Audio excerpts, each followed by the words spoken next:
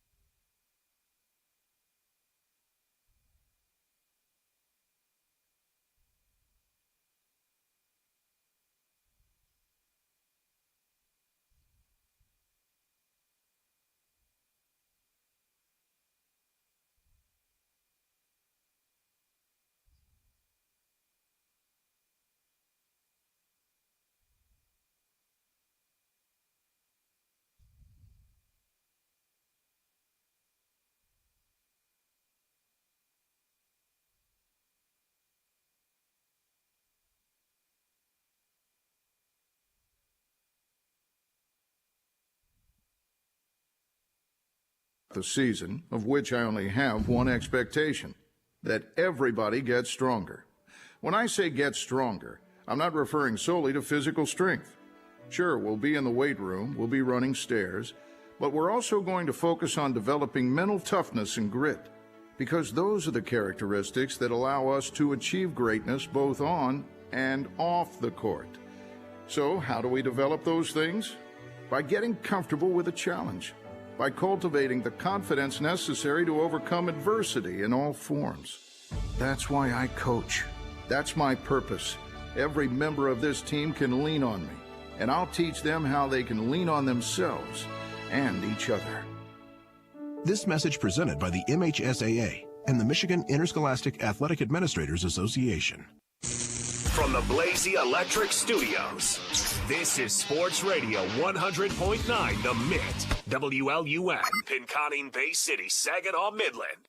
Michigan sports aren't just a game, they're a way of life. And now we've got a show dedicated to die-hard sports fans like you. Hosted by a guy who's borderline obsessed with the wins and losses of all your favorite teams. He's crazy. Every weekday morning from 9 to noon, Ben Bosscher brings you the talk that matters. The teams, the stories, and the players you care about most. This is the Ben Bosscher Show, built by Bresky Siding and Building Repair. Remember that. Ben, you ready?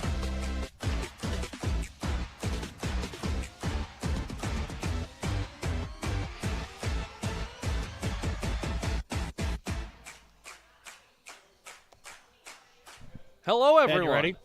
And welcome into the Ben Bosscher Show, live on 100.9 The Mitt, live on YouTube, live on Facebook as well. We are not in the Blazy Electric studio today. It's not even a weekday at 9 o'clock because, we're doing things differently this year. It's noon. We've got 1 hour until our first NFL Sunday kickoff of the year, so we decided to take things up a notch and do another live show, a little weekend edition of the Ben Bosscher Show. And like I said, we're not up in Dow Diamond today. We are here at the newest third spot in Midland. It is Nord Social right here in City Center. Man, the bar has been risen for the bars here in the Great Lakes Bay region. This is going to be the new spot to watch the Lions game. If you haven't made your way out, well, have no fear. Today is the grand opening of Nord Social. Get your butts here. Watch the Lions game. Come check out the live show that we're doing right here from the bar. Maybe a potential tradition here on Sundays before Lions games. Hey, it is a Sunday. The Lions are playing today. We got to wait until 4:30 to make that happen, though. But honestly, guys, the biggest news right now for the Detroit Lions isn't their matchup with this Green Bay Packers team. The biggest news is what happened last night, maybe while a lot of you guys were getting ready for a big old Sunday. Jameson Williams ends up getting extended. Jameson Williams is a paid man. 3 years, $87 million. That's the contract that Jameson Williams got from Brad Holmes yesterday. $67 million of that is guaranteed. I just want to put this into perspective for everybody. Now that Jameson Williams got this contract extension, which I'll put my hand up and admit, did not think that was going to happen, especially before the season started. This is what the Lions have done in the past year and a half. Penei Sewell is the third highest paid offensive tackle in football. Amon-Ra St. Brown is the seventh highest paid receiver in the NFL. Jared Goff, the 10th highest paid quarterback. Kirby Joseph, the fourth highest paid safety. Ali McNeil, the 10th highest paid defensive tackle.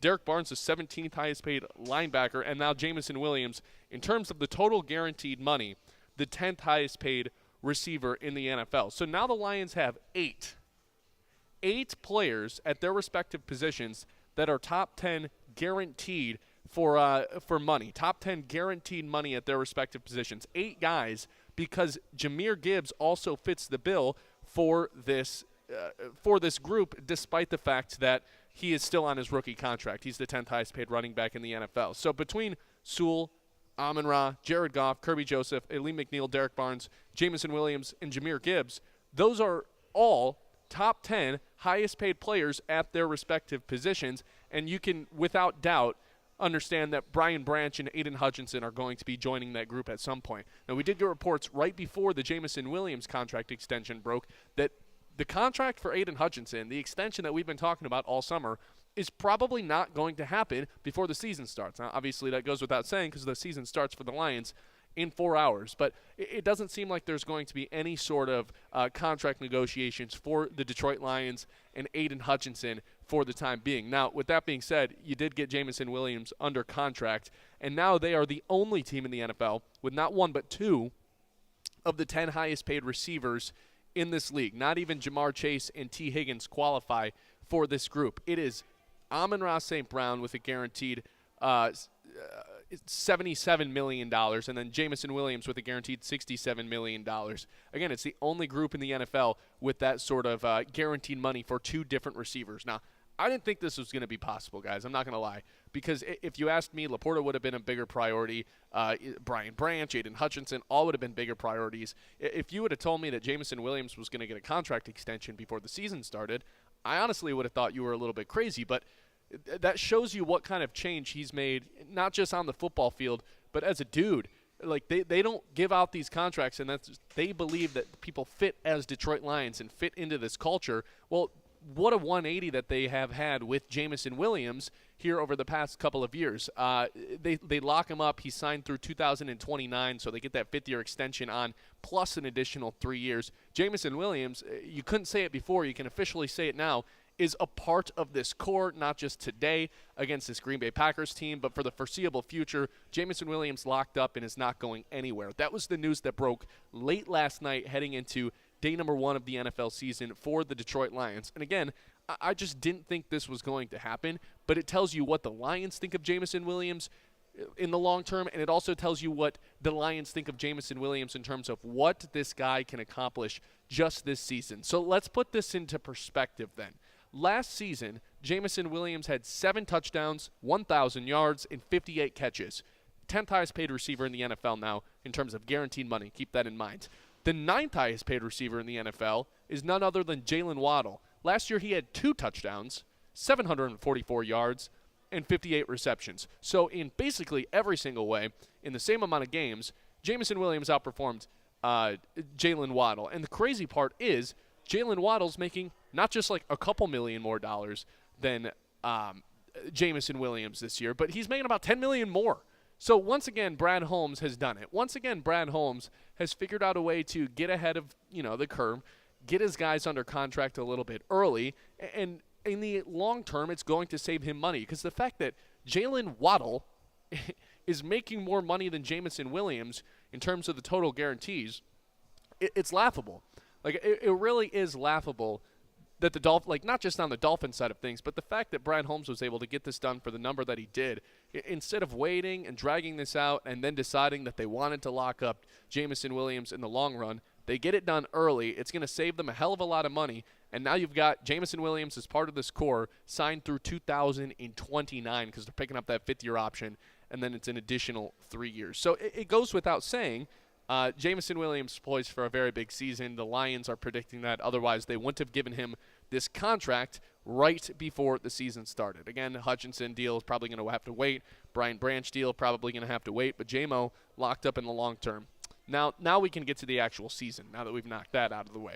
I think it goes without saying, this Detroit Lions football season is the most important Detroit Lions football season in the history of the franchise. You've got the talent. You're not dealing with any contract negotiations right now. You will, but not at the moment. You've got the coach. You've got zero reason to lose to Green Bay. I get it. A lot of people are picking Green Bay to win this division, win the NFC. You've got the better players. You've got the better coach. You got to put your money where your mouth is and go out and start the season 1-0. I'm not going to call it like a must-win game by any means for the Lions, because if they were to lose this game, they obviously could recover. But let's just throw that out the window, because it's no longer house money with the Detroit Lions, guys. This is it. It's not win or go home. It's not must-win season. It's not Super Bowl or bust this year, but in a way it kind of is. The excuses are done. They've already had 2 failures in the playoffs. It starts right now. There's no reason that they should be losing to this Green Bay Packers team week 1 if you believe that they're going to the Super Bowl and finally going to get over the hump this year and get it done. I certainly believe it, which means I'm taking the Lions to win today. Spoiler alert. We'll get into the X's and O's in a little bit.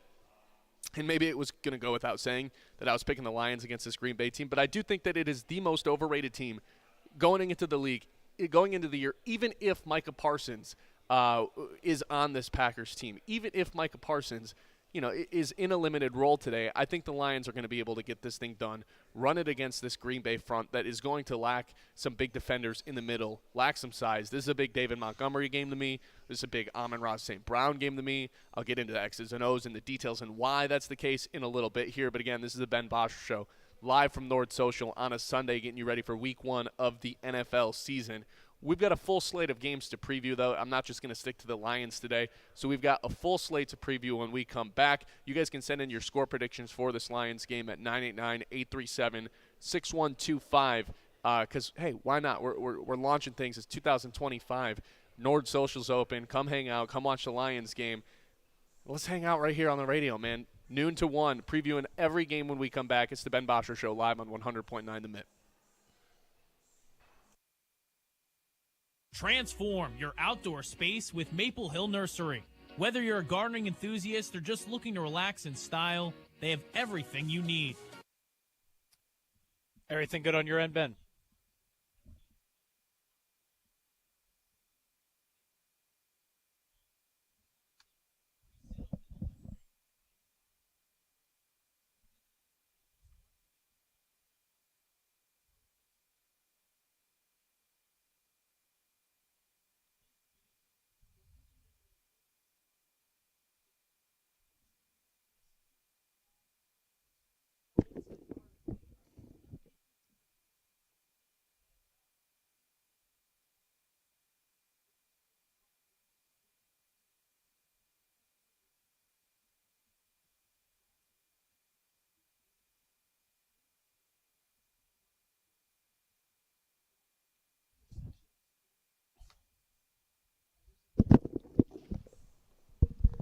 Test, test.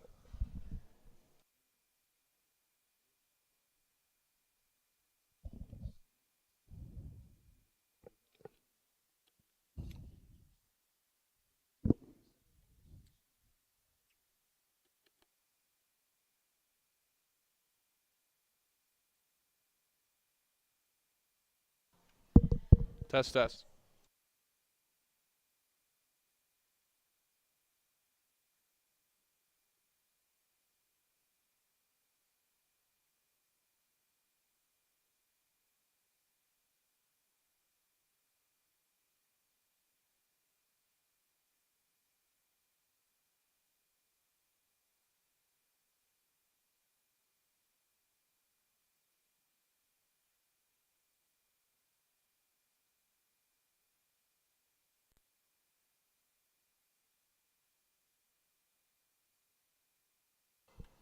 Test, test.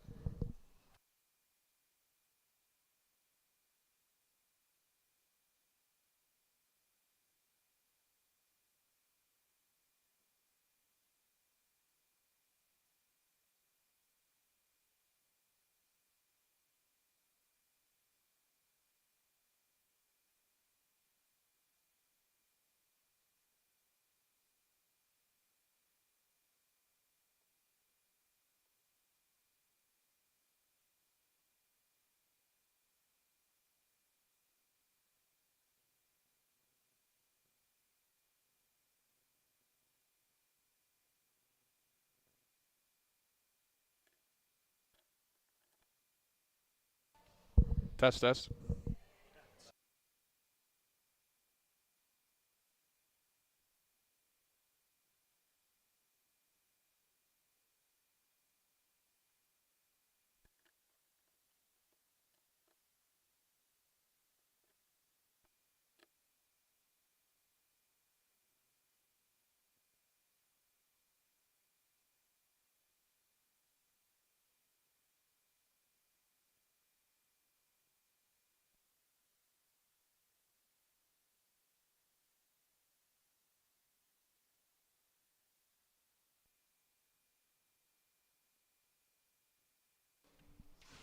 Test, test.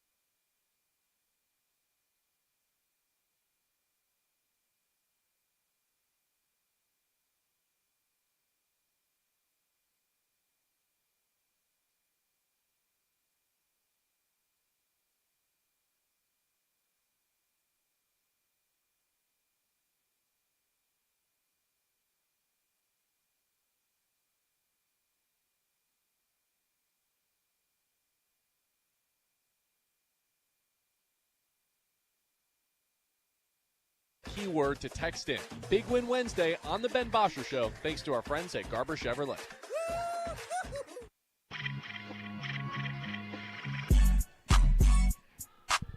Welcome back to a football Sunday here. Ben Bosscher Show, live from Nord Social here in City Center. Man, we've got a lot of games to preview here. Week 1 of the NFL season. Sunday has arrived. Come watch it here with us at Nord Social for a good time. Let's just jump right into the slate then. We'll get to the Lions game here in a little bit. We'll get back to that one, and I'll tell you why I think the Lions are going to come out on top against Green Bay here. But first up, we got Tampa Bay and Atlanta. No Tristan Wirfs today. No Chris Godwin. I don't think this is going to be any sort of problem for the Tampa Bay Buccaneers, who have the 6th best record in football since 2020. Look, this is going to be the Mike Evans and Buka show here in Week 1 against this Atlanta team. Bucky Irving's going to launch himself into the superstar club, not necessarily week one, but by the end of the season, I think we're talking about Bucky Irving as one of the best fantasy assets, maybe one of the better running backs in the NFL as well. I'm bullish on Atlanta this year, to be quite honest, but I'm just not as bullish on them as I am with this Bucs team that I think is like a legitimate Super Bowl contender. In the NFC, you've got the Lions, you've got the Eagles, and then that next tier would be the Rams and the Bucs. I wouldn't be totally shocked if this Bucs team made it out of the NFC, and honestly, it's a lot to ask of Michael Penix, who's essentially a rookie quarterback. It's like an extension of his rookie season. It's a lot to ask of him to go up against a defensive-minded genius in Todd Bowles early on in his NFL career here in Week 1 at home. Bucs are favored in this one. I've got the Bucs here. One thing to watch out for in this game, though, is the pass rush duo that Atlanta ended up picking up in the draft. They draft James Pierce and Jalen Walker, used 2 first-round picks just in this year's first round alone to try to improve this pass rush unit that was one of the weaker units in the NFL last season, just ranking 31st in sacks last season. 31st Atlanta ranked in sacks. So one thing I'll be watching for in this game is, can Atlanta pressure Baker Mayfield enough to cause some drama in this game? I think the answer is no. It's way too early on in the season for them, for 2 rookies to be making impacts like that. Give me Baker Mayfield and the Tampa Bay Buccaneers. Cincinnati and Cleveland. Can Joe Burrow and the Bengals get off to a hot start this year? That's the million-dollar question. Joe Burrow's 1-4 in week 1s so far in his NFL career through 5 years. He's gone off to all of these slow starts, and it's part of the reason that Zach Taylor and the Bengals played all these guys in the preseason like way more than they should have, because they didn't want them to get off to this slow start. It's the reason Jamar and T. Higgins and Joe Burrow were all playing in the preseason to get some reps in, that way they wouldn't get off to this slow start. I'm not necessarily buying that it's going to work, though. You know, they're going up against this Cleveland team who should be one of the worst teams in the NFL, just abysmal from top to bottom. Can they actually get this thing done with this 5.5 points? It's a game that I'm personally going to be staying away with. And look, there's no such thing as must-win games in week 1 of the NFL season. But if you're Cincinnati, you can't do this again. You can't do this whole rope-a-dope once again of, we're going to be clawing our way back into a playoff picture. Not with Baltimore hanging around in that division. Baltimore, to me, is the best team in the league going into the year. So you get off to an 0-1 start against a division rival in the Browns that you just certainly shouldn't lose to. That's going to be an uphill climb the rest of the season. So I've got Cincinnati taking care of business here. I'm not super confident in it, though, just based on the way that they've played in week 1s so far in the Joe Burrow era. Miami and Indianapolis. This one's kind of gross. As gross as a week 1 matchup can be. The wheels are falling off for Miami at some point this season. It's just a matter of, when does that happen? Is it going to happen as early as week 1?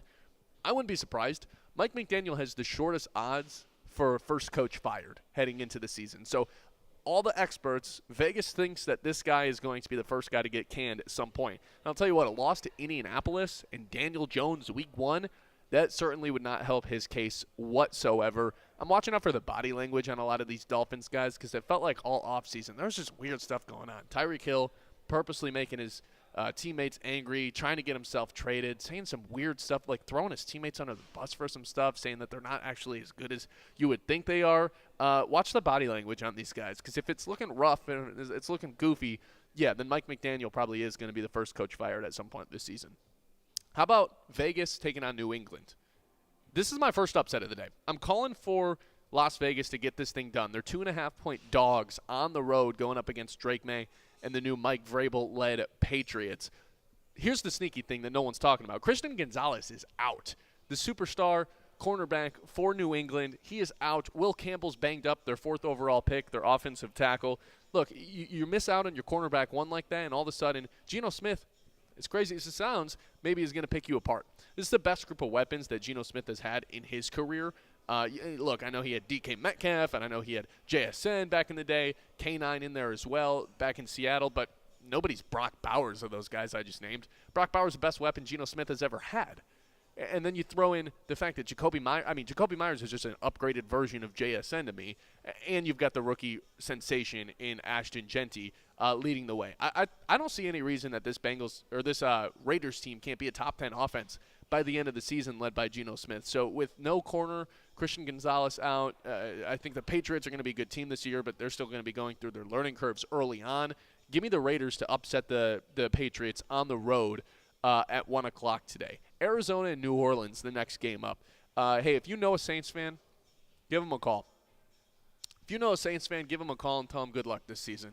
Because, man, they're going to need some emotional support. This Saints team's one of the worst teams I can remember going into a season. I know the Panthers were awful a couple of years back. The Browns have had their fair share of disastrous rosters. But, man, for you to roll out there week 1 with Spencer Rattler as your starting quarterback, your season's done before it even starts. So if you do know any Saints fans, give them a call and tell them I'm here for you this season because there's a chance they're winless for a long time here. So I'm taking Arizona. A very upgraded defense. Marv breakout season, year number 2. I'm buying stock on that. Kyler Murray and the crew gets it done and covers that 5.5-point spread. By the way, who wants to hear a funny stat? Spencer Rattler, 4 touchdowns, 5 interceptions in his career, 7 games, a QBR of 37. He's terrible, and he's their week 1 starter. Pittsburgh, in New York, in MetLife, taking on the Jets. Give me my second upset of the day. I'm taking the Jets. Aaron Rodgers and the Jets last year averaged less than 20 points a game. 19 points per game they averaged, right? Now Aaron Rodgers has objectively worse weapons. DK Metcalf's their wide receiver 1. Austin Ridley, what's his name, is their wide receiver 2. This is a bad group of weapons. This is a bad offensive line. The Jets have a better offensive line. And so we expect Aaron Rodgers to be better this season? No. He's one of the worst quarterbacks in the league last year. And now going into this year with worse weapons, worse offensive line, I think Pittsburgh's due for just a disaster season led by Aaron Rodgers. So I'm taking the Jets to upset them week 1. Giants in Washington taking on the Commanders. I'm not picking an upset here, but I'm putting them on watch because this Giants team has arguably the best pass rush unit in the NFL with Brian Burns, Kayvon Thibodeau. You've got from the interior Dexter Lawrence, who outside of Chris Jones is that best interior presence in the NFL. And then, of course, you've got Abdul Carter, the rookie sensation. If that guy can hit the ground running, this is going to be a very dangerous pass rush duo. And I look at this Commanders defense, and you start looking around at some of the roster spots, and it's a lot of names more than it is players who are actually helping you out in a way. Like, look at some of these names, guys. Marcus Lattimore, 29 years old. Von Miller, 36 years old. These are starters on their defense. Bobby Wagner's still kicking it, 35 years old. It's a retirement home. Like, this is the unction. And that's not even including, like, an Austin Eckler, who's their starting running back. Sorry to anyone who drafted Jacoby Crosby Merritt. Like, Austin Eckler is listed as the running back 1 today. This is an old team. So with this Giants team that's bringing a lot of youth to the table, I don't think they're going to get it done against Washington, but I think this game might be a little closer than people realize. Carolina and Jacksonville, another matchup we got. I'm all in on Jacksonville and Liam Cohen, their new coach, their new play caller, Trevor Lawrence, Travis Etienne, I guess you can throw in there too. Travis Hunter, the Travis that I was initially referring to, and then Brian Thomas Jr. I think this group absolutely steamrolls the Panthers, and the Jags fans are feeling good about themselves after week 1. Because after week 1, they have an absolute gauntlet of a schedule coming up. But they can still feel good on week 1. This Carolina defense is going to be one of the worst units in the NFL this season, unfortunately for them. It should be a little bit improved. You got Derek Brown back on the defensive line, but these corners, it's not a duo that you fear. It's not a secondary that you fear. And I think this Jaguars team, this offense, this air raid stuff from Trevor Lawrence, I think you're going to see the best ball of his career, and it starts today against this bad Panthers team. Maybe one of the best wide receiver duos in the NFL by the end of the season. Titans taking on the Broncos in Denver. Just an objectively tough spot for Cam Ward to start his NFL career against what could be the worst defense, or the best defense in the NFL in the Denver Broncos. For that to be your first game on the road, that's an uphill climb. But there is one thing going for the Titans, and that's the fact that they can run block. They are going to be able to run the football. I don't know if it's going to be very well against this Denver team, but they should be able to move the football in the ground at some point this season. And if you can do that, you can make Cam Ward's life a little bit easier with the play action. You can just make his life easier in general by forcing the defense to play some extra linebackers, and then all of a sudden, boom, you start ripping it down the field. I don't think it happens against this Denver team by any means. But the other thing with this game that I think a lot of people are kind of just undermining is, what's Bo Nix going to look like? Like, Bo Nix had one of the best rookie seasons ever from a rookie quarterback. I don't think that's too far of a stretch, but here's the thing. when Bo Nix is being spoon-fed this offense, and it's, hey, here's an RPO. If he's open, throw it to him. If he's not, hand it off. Or you're just going to roll out to the right, and you're going to have two guys just rolling out there. One of them's going to be open. Sean Payton's so good at coming up with these systems and coming up with this offense. But when stuff starts to break down or his first two reads are there and he has to sit in the pocket, he becomes a bad quarterback. So can he take that next step forward this offseason, or did he take that next step forward this offseason and become a quarterback who you can trust out of structure a little bit more? That's a big question for me going into the season when it comes to Bo Nix. San Francisco at Seattle, another one for today. NFC West showdown week 1, you got to love it. But, man, I don't have a good feel for this one, not going to lie. San Francisco's the biggest wild card team in the league to me. They could have 13 wins. They could have 3 wins. I wouldn't be surprised with anything. Look, it's already begun with Christian McCaffrey, right? Got put on the injury report earlier this week, limited in practice, then didn't practice, and now it sounds like he's going to be suited up. But he's dealing with another calf injury. Like, I just can't get behind the 49ers and putting my reputation on the line with this team because there are so many injury concerns with them. Who's their wide receiver 1? Is it Jawan Jennings? Is it Ricky Pearsall? Nobody really knows. I think there's a lot of question marks with this 49ers team, and I don't really know what you're getting from them on a week-to-week basis. Now, when it comes to their opponent, the Seahawks, I just don't like anything that they did this offseason regarding what's going to happen this year. You downgraded a quarterback from Geno Smith to Sam Darnold, and then you got a worse group of weapons. Like, you move on from DK Metcalf, you bring in Cooper Kupp, who's old and not very good anymore, and also the exact same player that JSN is. So, cool, you have 2 undersized slot receivers and no big threat. I'm out on everything that Seattle did this offseason, so I'm picking the 49ers to win this thing and start the season 1-0. Houston taking on the Rams. That is the Houston Texans. This is, to me, is game of the day outside of the Lions game. And if I wasn't a Lions fan or someone who covered the Lions, I'd probably say this is the game of the day. You've got 3 of the best pass rushers in the NFL between Will Anderson, Daniil Hunter, and Jared Verse. Like legitimate 3 Defensive Player of the Year candidates. Daniil Hunter's probably not in that group anymore, but all 3 of those guys, like some of the best edge rush units in the NFL. You've got 2 of the best running quarterbacks in the NFL too, with C.J. Stroud and Matthew Stafford. 2 guys looking to get over that hump. I think these are like the second-tier teams in each conference. You have the Rams, who aren't favorites, but probably the 3rd best team in their conference. I'd say the Texans are like the 4th best team in the AFC. This should be a fascinating matchup with Texans, who I think might be one of the best defenses in the NFL by the end of the season. So I'm taking the Texans to win that one. And then, of course, Sunday Night Football. Whew, got a good one. Baltimore, Buffalo, the 2nd and 3rd best quarterback in the NFL. Who knows? Maybe by the end of the season, one of these guys can finally establish himself as the best quarterback in the NFL, but that would require them getting over the hump, getting to the Super Bowl, obviously neither of which have done so. Can't do it today, but you can get off to a good note. I got the Ravens today, guys. I think the Ravens are the best team in the NFL from a roster construction standpoint. Their offense is going to be basically unstoppable again on the goal line when it comes to Derrick Henry and Lamar Jackson, that read option. Their wide receivers aren't amongst the top of the league, but say Flowers, DeAndre Hopkins, it's going to be good enough. Lamar Jackson's one of the best quarterbacks of all time, really. He's the best rushing quarterback of all time. And what gets undermined so much is how elite of a passer he is. He sits back there and he dices up defenses like nobody's business. And then when you take in consideration who they had added to their defense this season, Mike Green in the draft, who fell for off-the-field issues but was objectively one of the top 10 players in this draft. They pick him up. They pick up Malachi Starks, the Georgia safety, who should hit the ground running similar to the way that a Brian Branch did. They add Jair Alexander to the secondary. Their one weakness last season is no longer a weakness, right? This secondary is a much improved team. It's going to be a lot harder to pass on them. And if that was the case last year, there's a good chance they ended up in a Super Bowl. That was their weakness. They patched it up. For that reason, I think they're the best team in the league right now. Baltimore Ravens, I got winning tonight versus the Buffalo Bills. That's the rest of the slate. Lions, Packers, kind of the headline for today's show. We are live from North Social here at City Center. Man, come check out this place. It's its grand opening. You guys got to make it down here. Check the Lions game out. It should be a nice little watch party here. Enjoy some drinks. Enjoy the vibes. It's going to be a good time. Again, come down to North Social for their grand opening. Live on YouTube, live on Facebook. This is a Sunday edition of the Ben Bosscher Show here on 100.9 The Mitt. Let's break down the Lions game when we come back. It's the Ben Bosscher Show, again on 100.9 The Mitt. Isaiah, how did you get all wet?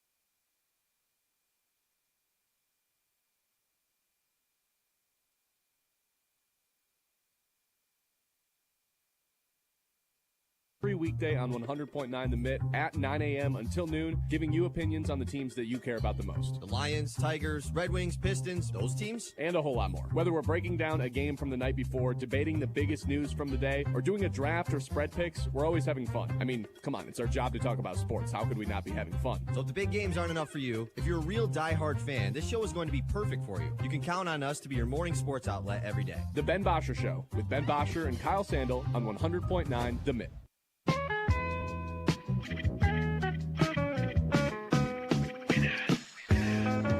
All right, Detroit Lions on at 4:30 today, taking on the Green Bay Packers. No excuses for this one. I don't think it's a must-win by any stretch of the imagination, but come on. Let's get this thing off on the right foot. There's no reason that the Packers should beat the Lions today. I'm just going to give it to you guys straight. There is zero reason the Packers should beat the Lions today. If you think that this Lions team is a Super Bowl contender, because I'm going to be quite frank with you guys. Even after the Micah Parsons trade, this Packers team's good. They're not great. They are not. They have an elite pass rush, but guess what? They have a very weak middle of their defense when it comes to stopping the run. So I'm anticipating a big David Montgomery game from him. Like, everyone's hyping up Jahmyr Gibbs, and I think Montgomery's kind of been the forgotten soul on this team when, in reality, he's one of the most underrated players in the NFL. He could be the running back one on most other teams across the league outside of the guys with true superstars. So I think they established the run very early on in this game and pound the rock with David Montgomery. Now, obviously, the biggest concern for the Lions coming into today, it's not Micah Parsons, but it's how are they going to hold up against this Green Bay team that doesn't, quite frankly, have a good interior defensive line. But how are they going to hold up against them with these three new faces in the middle of their offensive line? Graham Glasgow, not necessarily a new face, but playing a new position now in the center spot. And then you've got Tate Ratledge on the right, who's playing his very first NFL game, and Christian Mahogany on the left, who's starting in his third game in his NFL career. So how are these guys going to hold up when the Packers do decide to put Micah Parsons right over top of Graham Glasgow, and he gets to pick and choose which of these unproven guards he wants to attack? Because I don't anticipate Micah Parsons being lined up on Penei Sewell very often. I don't anticipate Micah Parsons being lined up on Taylor Decker. I think when they do decide to use Micah Parsons, they're going to stick him right over top of Graham Glasgow, and he's going to get his choice to either go left or right and attack one of these unproven guards here today. That's my biggest concern, and it's not even a Packers issue. It's more so a Lions thing, because if there's one variable that could really haunt the Lions, it's not the fact that they have two new coaches. That's not the case. The one variable that could hurt the Lions this season is the interior of the offensive line is a lot weaker than we thought they were going to be. So can they establish the run up the middle with David Montgomery very early on in this game is going to be one of my big keys for the Lions to be able to pick up a victory. How about this? You want a little same-game parlay? You want to make some money on today's game? Well, I got something good for you guys. David Montgomery to score a touchdown. He scored 10-plus last year before he ended up going down with that injury. So I think he picks up right where he left off. David Montgomery touchdown. And how about the paid man? Jamison Williams ended up getting in the end zone as well. They're going to try to work him in. You know how the Lions operate. They like getting everybody involved. With Jamison Williams getting this new contract extension, he's going to be playing with confidence, a lot of weight off his shoulder. I think Jamison Williams finds the end zone today because Nate Hobbs is playing a little bit banged up. The Packers cornerback, we haven't gotten an official ruling whether or not he's even playing or not, but he was listed as questionable.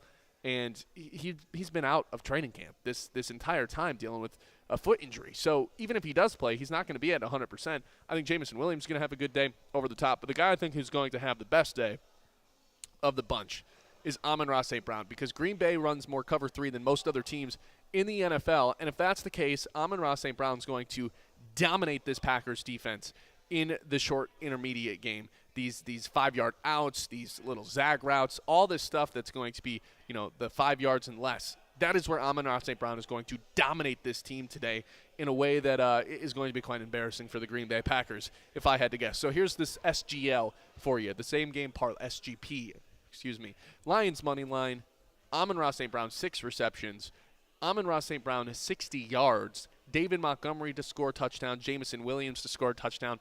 Go big or go home for week 1.